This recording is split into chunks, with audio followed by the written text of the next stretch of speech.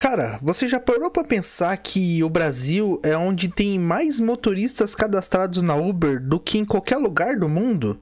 E você acha, cara, que isso está prejudicando aqui o trânsito no Brasil?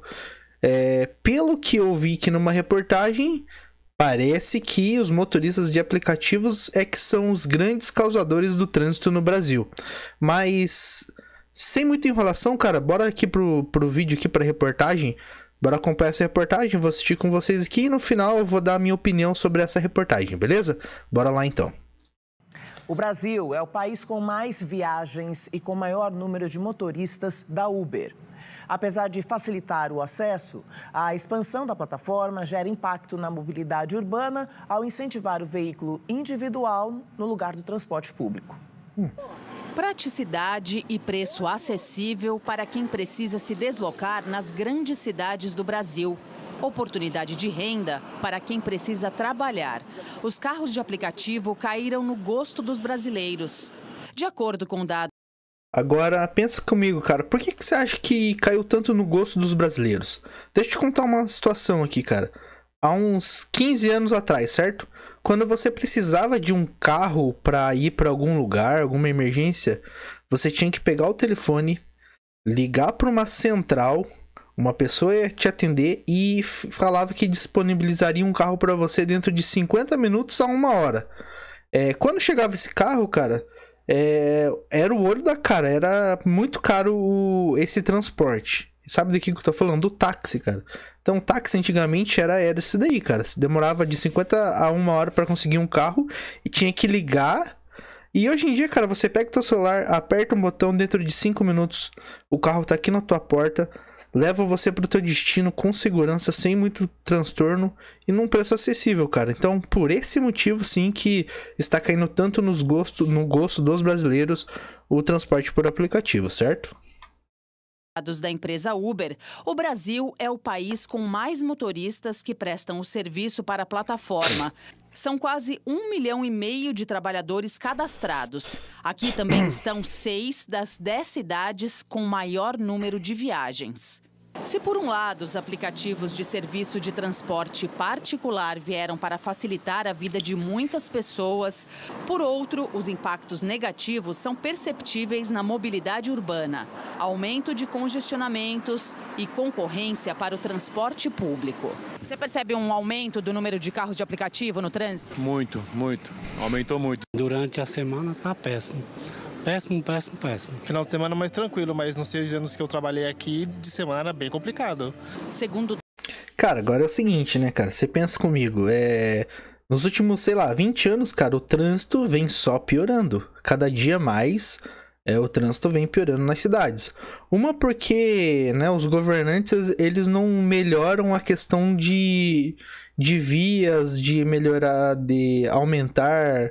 ali as ruas, não tem uma melhora nesse sentido. Segundo, o transporte público tá cada vez pior, cada dia mais lotado, cada dia mais caro, cada dia com os ônibus mais sucateados. E aí você percebe que as pessoas estão migrando do transporte público. Umas pessoas estão comprando carro, que faz com que o trânsito piore. Outras estão comprando moto. Tem pessoas indo até de patinete, cara, pro trabalho, porque não querem pegar transporte público. Então, cara, por esse motivo também que tá piorando aqui o trânsito, certo? Dados da Confederação Nacional dos Transportes, houve uma migração. Anote esse nome aí, cara. Confederação Nacional dos Transportes. No fim aqui do vídeo, 3 minutinhos, a gente vai dar uma olhada o que seria isso aí. Tão significativa para os carros de aplicativo. Atualmente, essas alternativas representam cerca de 70% dos deslocamentos. Em 2017, esse número era de 50%.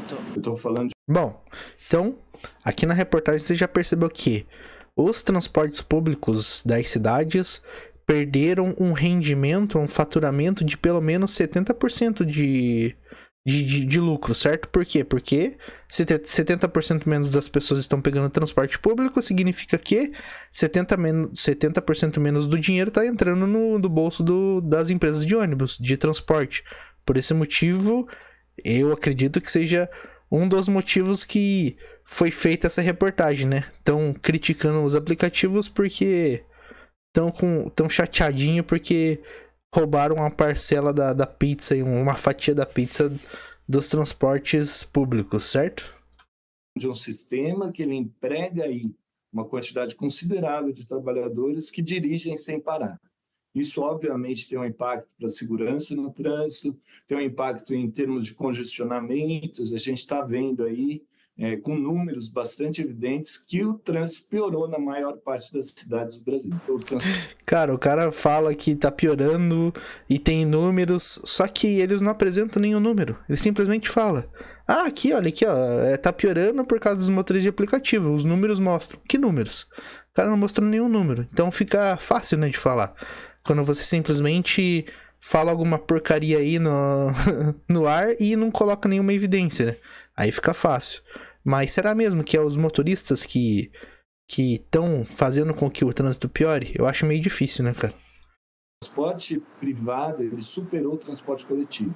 De acordo com a pesquisa Origem e Destino, realizada pelo Metrô de São Paulo, divulgada em 2025, pela primeira vez em 20 anos, as opções de mobilidade individuais, como carro, Uber e moto, superaram o volume de público do transporte coletivo na Grande São Paulo. Outro problema é a vulnerabilidade dos motoristas quanto aos direitos trabalhistas. Uma pessoa para trabalhar numa plataforma, ela precisa adquirir um veículo, ela se responsabiliza pelos custos, ela se responsabiliza pelo combustível, ela se responsabiliza pelo seguro, ela se responsabiliza se ficar doente, ela não tem nenhum tipo de proteção. O Brasil precisa discutir uma legislação. Bom, cara, esse advogado, ele falou meias verdades, né? Primeiro, cara, se você é motorista de aplicativo e paga um Simples Nacional, você já tá coberto, cara. Se você tiver algum acidente, algum imprevisto que você tenha que ficar afastado ali do trabalho, você consegue sim pegar um seguro. Então isso é meia verdade, você tem esse direito. Agora, imagine comigo, cara, mesmo com todos esses custos operacionais que ele mencionou, né? Pagar o carro, combustível, seguro, blá, blá, blá, blá. E ainda assim, cara, um motorista de aplicativo ganha mais do que a média de 90% da população brasileira. Porque 90% da população brasileira ganha o quê? Um salário mínimo.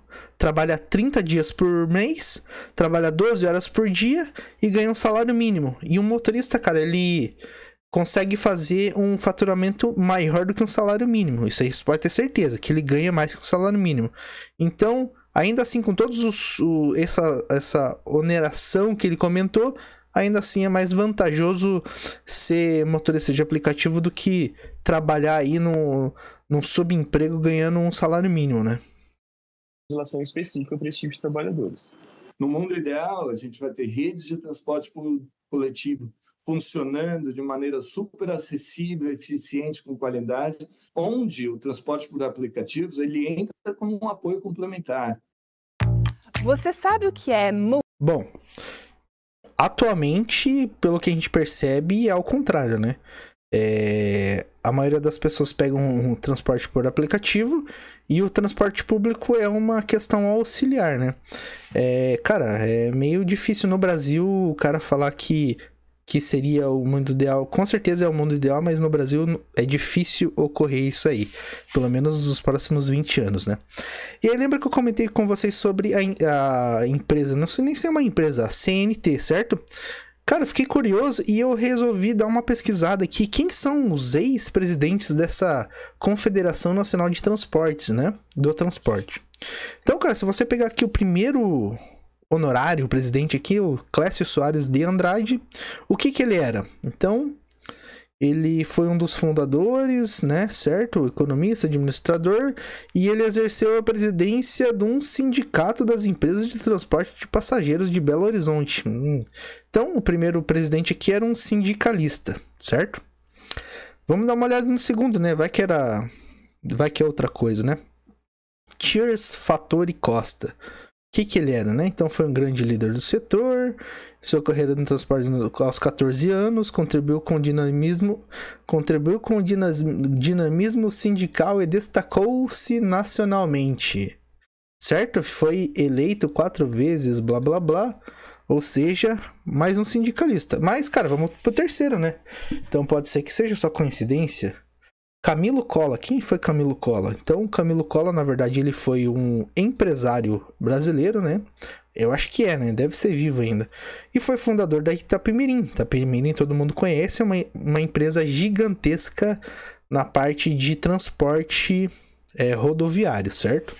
Chegou até a ter uma empresa de aviação em Itapemirim, mas não deu muito certo e atualmente ela está aqui na questão de ainda de transporte rodoviário. Beleza, pelo menos esse cara aqui não foi sindicalista. Vamos ver o próximo, tomara que ele não tenha sido sindicalista também. Hermínio Mendes Cavaleiro. Quem foi Hermínio Mendes Cavaleiro? Foi ex-presidente da então CNTT, Confederação Nacional de Transportes Terrestres.